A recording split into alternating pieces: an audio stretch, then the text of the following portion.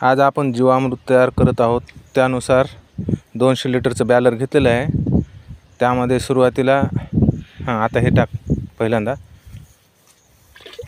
हे बेसन डाळीचं पीठ 2 किलो हे टाकत आहोत. त्या अगोदर आपण 2 किलो गूळ, 10 किलो ताजं गाईचं शेण आणि 10 लिटर गोमूत्र आणि 2 किलो वडाच्या झाडाखाली किंवा कोणत्याही मोठ्या झाडाखाली 2 किलो माती असं एकूण वापरलेलं आहे मटेरियल यामध्ये. आणि नंतर यामध्ये आपण ट्रायकोडर्मा मिसळणार आहोत. हे 5-6 दिवस असं ठेवायचं आणि 7व्या दिवशी याची ड्रिचिंग करायची तुरीसाठी. गेल्या वर्षी चांगला रिझल्ट आला होता. यावर्षी आता पाऊस चांगला झालेला आहे,